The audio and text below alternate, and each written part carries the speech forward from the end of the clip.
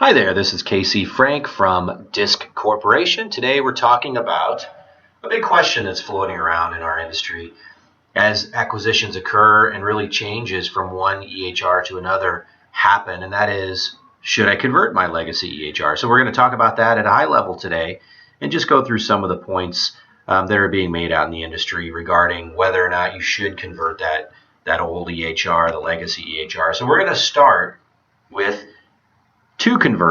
whether to convert, and more importantly, making the decision to convert and what some of those decision points are.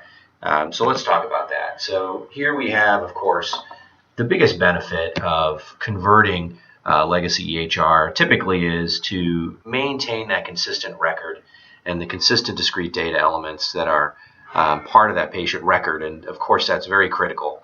And there are many, many benefits to maintaining that consistent record. One of which is less clicks, and that's really, really important for your providers. Obviously, we talk a lot about clicks and how much time it takes to access information for the providers as they're meeting with patients and even reviewing documentation pre and post patient visit. So we want less clicks, of course, and this really does deliver that. Now, one of the big benefits long term is less IT support, and obviously IT has a lot of burden on their shoulders today with all the changes being made regarding maintaining these records electronically, and obviously some of the changes with meaningful use and even security of documentation. And so anytime you can put less burden on their shoulders, it's important. And obviously would be less burden because you would be eliminating the support of a legacy EHR, which could be on an old server, as an example. But you may also not have support from that legacy EHR, so it's really important to lessen that burden if possible. And of course, you do have to understand that if you do decide to go through that conversion, you have to be prepared for some short-term costs. Now, these are not long-term costs. They're short-term, typically one-time conversion costs. And, I've seen conversions that range anywhere from $10,000 into the hundreds of thousands of dollars. So you have to be prepared for some short-term costs if you do want to go through that conversion. Now let's talk about what happens if you don't convert or why you wouldn't convert. And again, these are just high-level points to be made.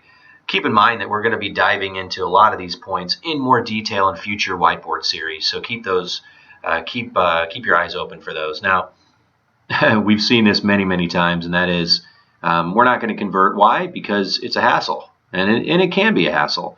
Obviously, there's many decisions that need to be made if you are planning on converting, and then there's resource requirements, of course, as well, so you have to keep that in mind. There is more pressure on your HIM staff if you choose not to convert. Many times we find that these legacy EHRs are stored on a hard drive or a server in a closet, and the HIM staff may even need to go to that place to pull records, possibly even print them. Many times print them or save them electronically on a computer and then either print them there and scan them or import them into the EHR and do that on a day-to-day basis. So it puts a lot of pressure on your staff that are managing those medical records. Now, there is long-term cost to not converting, of course, because you're maintaining that legacy EHR. It could be that you're maintaining a server. It could be that you're paying the legacy EHR vendor support.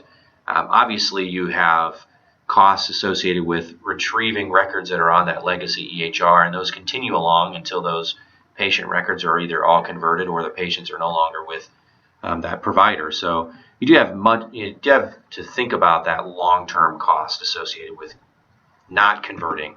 And then finally, the strategy that we've seen in play out there in terms of not converting, and that is just take it one patient at a time.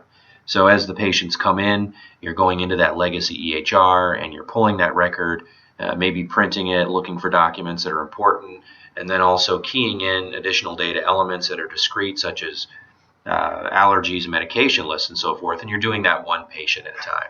So again, these are just high-level points to be made regarding whether or not you should convert that legacy EHR. And once again, keep in mind that we will be diving into each of these points a little bit deeper in future whiteboard series. So with that said, this is Casey Frank from Disc Corporation, and I hope you have a great day.